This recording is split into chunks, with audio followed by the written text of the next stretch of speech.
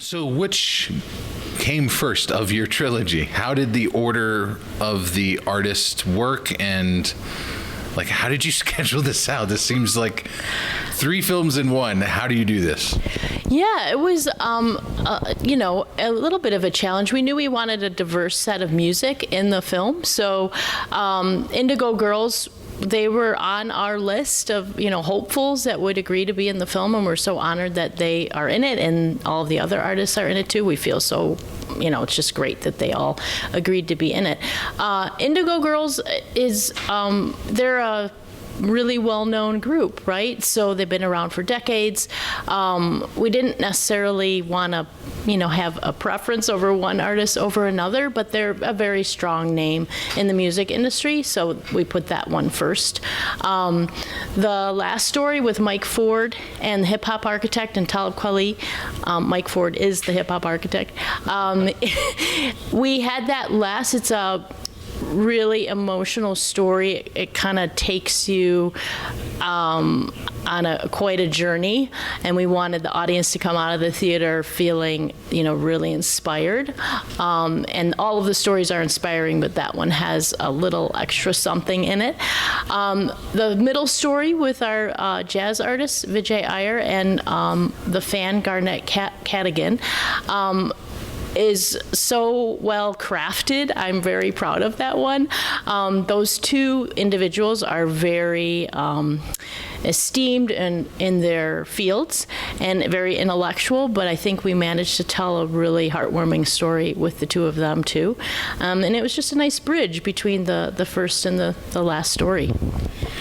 So can you talk a bit about the difference between dealing with the talent and then the fan, how those interviews are different for you and how to handle them and how to bridge that gap? I thought that's something very unique to your film. You don't always see that. I mean, people have highlighted fans, but not on an intimate level where we literally learn so much about their lives flowing through this music. I love the bridging of gaps in every little story.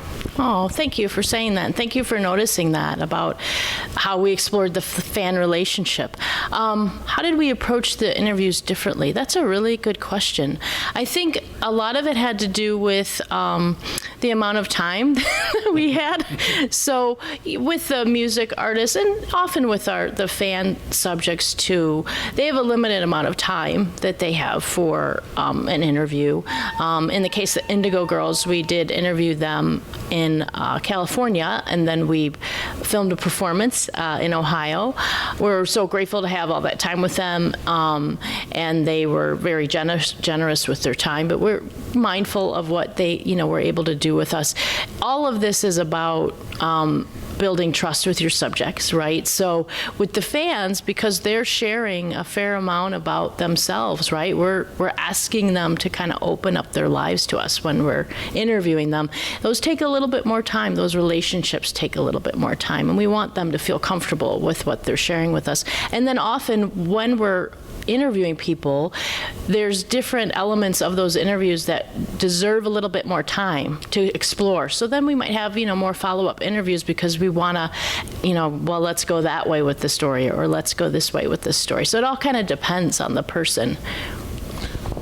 Can we talk about, with that in mind, with the conversation with Mike especially, were you privy to all that he would share?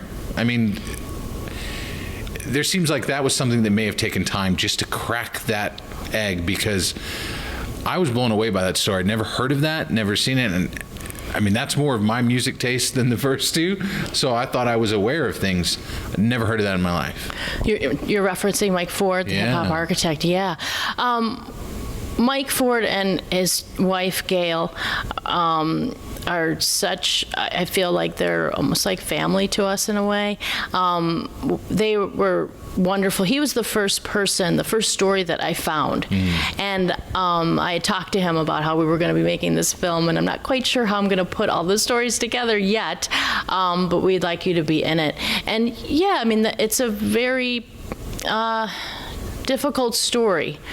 And I think that it was great that Mike could open up his heart in a way for us to be able to even further appreciate everything that he's done, right? So we all like an underdog. We all like to follow an underdog story. And Mike Ford, when he started to share more with us, the impact of his work became even more impactful. It was just it just became deeper, because the more that he shared with us, the more we understood how far he had come emotionally to be able to put together the work that he has. So yeah, I mean, that's the reward of this work, right? It's to try to get these stories out there so people can see into these people's lives, and then they further are inspired. I know that we were. Making a music doc can be difficult for, obviously, things of capturing sound is one element, especially doing a live performance like you have in your film. So I want to ask about that, but I also want to ask about your love of music. We've seen it in your previous work as well. What is it about music that captures you and makes you want to tell some stories about it? Because I think that is obviously something you're good at now. Well, thank you for saying that. Yeah, the other films I've worked on as an associate producer is a little bit different of a different angle. This is my directorial debut, and I thought about that question, because when you're making a film, it's a marathon. You have to get to the finish line. You have to have that kind of passion, and I know that's an overused word. I always try to think of something different. You have to have that drive to get to the finish line. And so I had to find something personal in this film for me that would get me there. And I did think about the question you just asked, which is like, what is it about music that, for me, that is so powerful? And I think back, and I mean, I grew up listening to my dad's jazz records.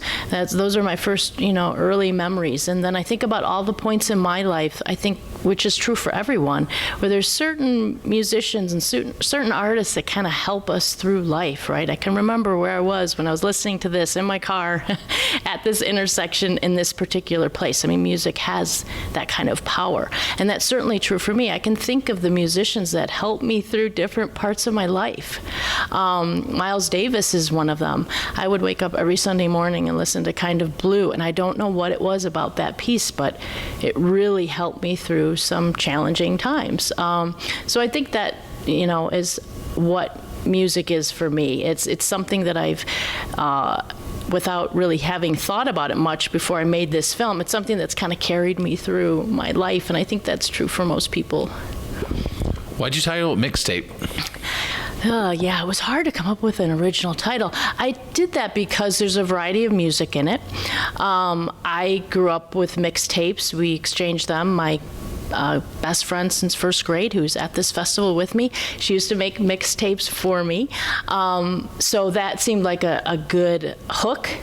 I think people of a particular generation might identify that, but it's also very popular in a more contemporary sense, particularly in the hip hop genre, the exchange of mixtapes. So that was why we included that in the love it. That gave it I felt nostalgic not even having seen the film when I first read it. I was like, well, what is this? But I know what mixtapes are, so.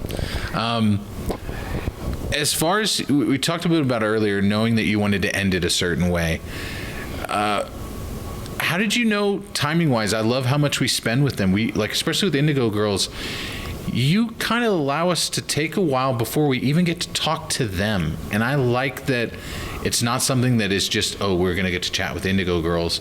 There's a passion of telling the fact that this is a Grateful Dead-esque type band. And you have to know that to understand why someone would be so passionate about their music and would go to 350 shows. But structuring it wise, how did you calculate timing and structuring this film? Because that's obviously a big part, just like in a mixtape, knowing what songs to put on it. That's an interesting question. I did think about how most of us don't get to meet the musicians or artists that we love, So what is that period like when you're just a fan, when you're just following and you're admiring their music. And I think for some of us, we might like that opportunity, right? Like that would be fantastic. So for that particular story, we built it so there would be some anticipation, because most of us don't have that experience of meeting the person that makes this great music. So that was how we did it. And someone else had, after seeing the film, said that if you let this film kind of breathe, it really is very inspiring film, and it's not like a lot of other things, is what we keep hearing, which is a great thing to hear. We wanted to create something that was original, but I think the second story too, the story structure for that one, I had actually thought of something more of as a convention that's in literature and in fiction, in terms of having, it's very common now, but to see two characters that are completely isolated from each other, and where do they cross paths? Like, when is this going to happen? And so we wanted to build some anticipation leading up to those events. What did it mean to be accepted into Bentonville, knowing Gina, Wendy, their goals are diversity, exclusion, things that need to be more widely known? Yeah, we had this film festival on our list since last year. We were really hoping to get in here. We were thrilled when we learned that we got into the festival. But yeah, our film, I think, has a lot of the themes that their festival is all about. I mean, I think we're lucky that we got to be able to show all these different themes in our film at this festival, because there's already an audience for what we were going for, right? So we feel really honored that we got to be in it, but it's really extra special because they already have people that are looking for a lot of the themes that are in our film. Since you already mentioned that you and your best friend would give each other mixtapes, you can answer this with actual real life things, or I was going to phrase it, if you had to make a mixtape for Jim and you had to pick 3 songs, 3 artists, what would you choose? Wow. I'm putting you on the spot. I know, you're totally putting me on the spot now. Let's see. I probably put some John Coltrane on there. It's a little bit of cheating, but I'll allow it. Yeah, I think I'm going to do John Coltrane because, who can argue with that? Let's see. Waylon Jennings, I put them on there because I know he likes them. And then let's see, what else could I put on there that would be? Maybe some Stevie Ray Vaughan, just to mix it up a little bit. Hey, we're from Texas, so thank you. That's pretty awesome right there. I love Stevie Ray Vaughan. Oh, my God. I'm going to flip it. If you were to receive the perfect mixtape, what were the first 3 artists or songs you'd want to hear? And we already know you love one Miles Davis song, but tell me your favorite 3 artists. Favorite 3? That's always such a difficult question. Really? You're going to make me answer that? You're on the yellow couch for a reason. How could I have favorite 3? Aretha Franklin, I would put on the list because I have listened to her music. Probably it's the longest constant, and just strong female voice, right? So Indigo Girls I have to put on there. How many times have you seen them, by the way? Just curious. Not as many as the fan in our film. No, I don't know, probably less than 10, but around there. I saw them last year at Chautauqua in Boulder, and it was like a reunion of old friends because everybody was singing along at the top of their lungs to their music. Let's see, I need to put a third one. So what would it be? Probably Miles Davis. Did I say that already? No. I said Indigo Girls. I said Aretha Franklin. Yeah. What? Oh, I do like The Clash. I'm going to put The Clash in there. Yeah, let's put The Clash. It'd be an interesting reunion, yeah. Kathleen, I'd love to know, as far as the documentary bug, is that bitten you totally, completely? Is that something you want to continue to do? Are you looking at possible narrative changes? I mean, what's down the line for you? Thanks for that question. I love working in the documentary arena. I would love to work in I'd love to develop some other projects in other areas. The great thing about making a film is sitting in a theater with an audience. It's the reward. It takes a long time. We started this project 4 years ago.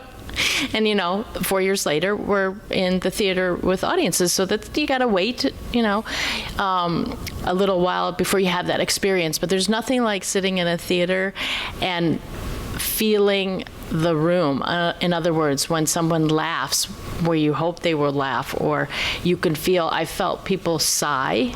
I felt like people resonating with some great heartbreak that's present in the film. We've been in theaters where people have been singing along to the Indigo Girls songs, and it just, I never expected that to happen, but then I will sing along. I love doing this, and the reward really is being in the theater with the audience, because you've been with 5 or 6 people for that period of time, putting the whole project together, and then you're in the edit suite putting it together, and then you share it with the world, and there's a little fear with that, but most of the time it's just such a great joy to be able to share the experience. It's a communal experience. Well, thank you for taking the time to make this film, and making it the way you did. It is very much a story rather than just a music video or something like that. I felt like I was connecting way more than I ever anticipated. So thank you for that, the way you structured it. And Kathleen, I can't wait to see what's next. Thank you. Thank you. Thanks so much.